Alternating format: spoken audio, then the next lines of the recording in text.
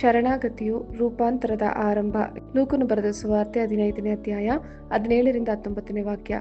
ಆಗ ಅವನಿಗೆ ಬುದ್ಧಿ ಬಂದು, ಅವನು, ನನ್ನ ತಂದೆಯ ಬಳಿಯಲ್ಲಿ ಎಷ್ಟೋ ಮಂದಿ ಕೂಲಿಯಾಳುಗಳಿಗೆ ಬೇಕಾದಷ್ಟು ಆಹಾರವಿದೆ, ನಾನಾದರೂ ಇಲ್ಲಿ ಹಸಿವಿನಿಂದ ಸಾಯುತ್ತೇನೆ. ನಾನು ಎದ್ದು ನನ್ನ ತಂದೆಯ ಬಳಿಗೆ ಹೋಗಿ ಅವನಿಗೆ, ಅಪ್ಪ, ಪರಲೋಕಕ್ಕೆ ವಿರೋಧವಾಗಿಯೂ ನಿನ್ನ ಮುಂದೆಯೂ ಪಾಪ ಮಾಡಿದ್ದೇನೆ. ಇನ್ನು ನಾನು ನಿನ್ನ ಮಗನೆನಿಸಿಕೊಳ್ಳುವುದಕ್ಕೆ ಯೋಗ್ಯನಲ್ಲ. ನನ್ನನ್ನು ನಿನ್ನ ಕೂಲಿಯಾಳುಗಳಲ್ಲಿ ಒಬ್ಬನಂತೆ ಮಾಡು ಎಂದು ಹೇಳುವೆನು ಅಂದುಕೊಂಡು ಎದ್ದು ತನ್ನ ತಂದೆಯ ಕಡೆಗೆ ಬಂದನು. ಆಮೇನ್. ನಮ್ಮ ಆರಂಭಿಕ ವಾಕ್ಯವು ತಪ್ಪಿಹೋದ ಮಗನ ಸಾಮ್ಯದ ಒಂದು ಭಾಗವಾಗಿದೆ. ಮಗನ ಜಾಗೃತಿ ಮತ್ತು ಮನೆಗೆ ಮರಳುವ ನಿರ್ಧಾರವನ್ನು ವಿವರಿಸುತ್ತದೆ. ಅವನು ತನ್ನ ಮೂರ್ಖತನವನ್ನು ಅರಿತುಕೊಳ್ಳುತ್ತಾನೆ ಮತ್ತು ತನ್ನ ಪರಿಸ್ಥಿತಿಯನ್ನು ಸಾಕಷ್ಟು ಆಹಾರವನ್ನು ಹೊಂದಿರುವ ತನ್ನ ತಂದೆಯ ಸೇವಕರಿಗೆ ಹೋಲಿಸುತ್ತಾನೆ. ಈ ಅರಿವು ಅವನನ್ನು ತನ್ನ ತಂದೆಯ ಬಳಿಗೆ ಹಿಂತಿರುಗಲು, ತನ್ನ ಪಾಪಗಳನ್ನು ಒಪ್ಪಿಕೊಳ್ಳಲು ನಿರ್ಧರಿಸಲು ಪ್ರೇರೇಪಿಸುತ್ತದೆ. ದುಷ್ಟ ಮಗನನ್ನು ಅವನ ದುಃಖದ ಸ್ಥಿತಿಯಲ್ಲಿ ನೋಡಿದ ನಂತರ ನಾವು ಮುಂದಿನದಾಗಿ ಅದರಿಂದ ಅವನು ಚೇತರಿಸಿಕೊಳ್ಳುವುದನ್ನು ಪರಿಗಣಿಸುತ್ತೇವೆ. ಇದು ಅವನ ಸ್ವಪ್ರಜ್ಞೆಗೆ ಬರುವ ಮೂಲಕ ಪ್ರಾರಂಭವಾಗುತ್ತದೆ. ಅದು ಪಾಪಿಯ ಪರಿವರ್ತನೆಯಲ್ಲಿ ಒಂದು ತಿರುವು. ಕರ್ತನು ಅವನ ಕಣ್ಣುಗಳನ್ನು ತೆರೆಯುತ್ತಾನೆ ಮತ್ತು ಅವನಿಗೆ ಪಾಪದ ಬಗ್ಗೆ ಮನವರಿಕೆ ಮಾಡಿಕೊಡುತ್ತಾನೆ. ನಂತರ ಅವನು ತನ್ನನ್ನು ಮತ್ತು ಪ್ರತಿಯೊಂದು ವಸ್ತುವನ್ನು ಅವನು ಮೊದಲು ಮಾಡಿದ್ದಕ್ಕಿಂತ ವಿಭಿನ್ನ ರೀತಿಯಲ್ಲಿ ನೋಡುತ್ತಾನೆ. ಹೀಗೆ ಮನವರಿಕೆಯಾದ ಪಾಪಿ ದೇವರ ಬಳಿಯಲ್ಲಿರುವ ಅತ್ಯಂತ ನೀಚ ಸೇವಕ ತನಗಿಂತ ಸಂತೋಷವಾಗಿರುತ್ತಾನೆ ಎಂದು ಗ್ರಹಿಸುತ್ತಾನೆ. ದೇವರನ್ನು ನಮ್ಮ ತಂದೆಯಾಗಿ ನೋಡುವುದು ನಮ್ಮ ಪಶ್ಚಾತ್ತಾಪ ಮತ್ತು ಆತನ ಬಳಿಗೆ ಹಿಂತಿರುಗುವಲ್ಲಿ ಹೆಚ್ಚಿನ ಪ್ರಯೋಜನವನ್ನು ನೀಡುತ್ತದೆ. ತಪ್ಪಿಹೋದ ಮಗ ಎದ್ದನು. ಅವನು ತನ್ನ ಮನೆಯನ್ನು ತಲುಪುವವರೆಗೆ ನಿಲ್ಲಲಿಲ್ಲ.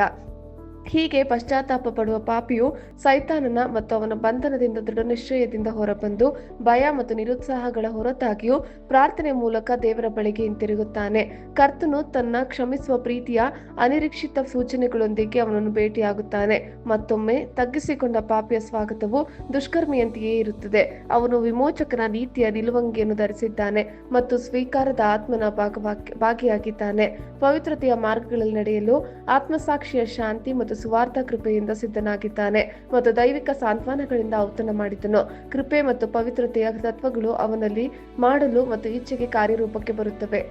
ಅವನು ತನ್ನ ಬಳಿಗೆ ಬಂದನು. ಇದು ಬಹಳ ಅಭಿವ್ಯಕ್ತಿಶೀಲ ವಾಕ್ಯ. ಇದನ್ನು ಸಾಮಾನ್ಯವಾಗಿ ತೊಂದರೆಗೊಳಗಾದಾಗ ಒಬ್ಬನಿಗೆ ಅನ್ವಯಿಸಲಾಗುತ್ತದೆ ಮತ್ತು ಅವನು ಚೇತರಿಸಿಕೊಂಡಾಗ ಅವನು ತನ್ನ ಬಳಿಗೆ ಬಂದಿದ್ದಾನೆ ಎಂದು ನಾವು ಹೇಳುತ್ತೇವೆ. ಈ ಸ್ಥಳದಲ್ಲಿ ಅದು ಯುವಕನ ಮೂರ್ಖತನವು ಒಂದು ರೀತಿಯ ಅವ್ಯವಸ್ಥೆಯಾಗಿದ್ದು ಅವನು ಹುಚ್ಚನಾಗಿದ್ದನು ಎಂದು ಸೂಚಿಸುತ್ತದೆ. ಹಾಗೆ ಅದು ಪ್ರತಿಯೊಬ್ಬ ಪಾಪಿಯದ್ದು ಆಗಿದೆ. ಹುಚ್ಚುತನವು ಅವರ ಹೃದಯದಲ್ಲಿದೆ. ಪ್ರಸಂಗಿ 9:3. ಎಲ್ಲರಿಗೂ ಒಂದೇ ಗತಿ ಎಂಬ ಸಂಕಟವು ಲೋಕ ವ್ಯವಹಾರದಲ್ಲೆಲ್ಲ ಸೇರಿಕೊಂಡಿದೆ. ಇದಲ್ಲದೆ ನರವಂಶದವರ ಎದೆಯಲ್ಲಿ ಕೆಟ್ಟತನವು ತುಂಬಿದೆ. ಅವರು ಬದುಕಿರುವ ತನಕ ಮರಳುತನವು ಅವರ ಮನಸ್ಸನ್ನು ಹಿಡಿದಿರುವುದು. ಆಮೇಲೆ ಪೇತರಲೋಕವೇ ಗತಿ. ಆಳು ಜೀವನದ ಕೆಟ್ಟ ಮಟ್ಟದಲ್ಲಿರುವವರು, ಸಂಪತ್ತಿಗೆ ಹುಟ್ಟಿಲ್ಲದವರು ಮತ್ತು ಅವರಿಗೆ ಒದಗಿಸಲು ಸ್ನೇಹಿತರಿಲ್ಲದವರು. ನಾನು ನಾಶವಾಗುತ್ತೇನೆ. ನಾನು ಆಸ್ತಿ ಮತ್ತು ದಯೆಯ ತಂದೆಯನ್ನು ಹೊಂದಿದ್ದೆ ಮತ್ತು ನನಗೆ ಒದಗಿಸಲ್ಪಟ್ಟದರಲ್ಲಿ ಸಂತೋಷವಾಗಿರಬಹುದಿತ್ತು. ಇಲ್ಲಿ ಹೆಚ್ಚು ವಿವರವಾದ ವಿವರಣೆ ಇದೆ. ಲೂಕ 15:17. ಈ ವಾಕ್ಯವು ಮಗನ ಸ್ವಯಂ ಅರಿವು ಮತ್ತು ವಿಷಾದದ ಕ್ಷಣವನ್ನು ಗುರುತಿಸುತ್ತದೆ. ಅವನು ತನ್ನ ಆಯ್ಕೆಗಳ ಮೂರ್ಖತನವನ್ನು ಅರ್ಥ ಮಾಡಿಕೊಳ್ಳಲು ಪ್ರಾರಂಭಿಸುತ್ತಾನೆ ಮತ್ತು ಅವನ ಪ್ರಸ್ತುತ ಅವ್ಯವಸ್ಥೆಯನ್ನು ತನ್ನ ತಂದೆಯ ಸೇವಕರು ಅನುಭವಿಸಿದ ಸಮೃದ್ಧಿಗೆ ಹೋಲಿಸುತ್ತಾನೆ. ಲೂಕ 15:18. ಈ ವಾಕ್ಯವು ಮಗನ ನಿರ್ಧಾರ ಮತ್ತು ಅವನ ಸಿದ್ಧ ಭಾಷಣವನ್ನು ವಿವರಿಸುತ್ತದೆ.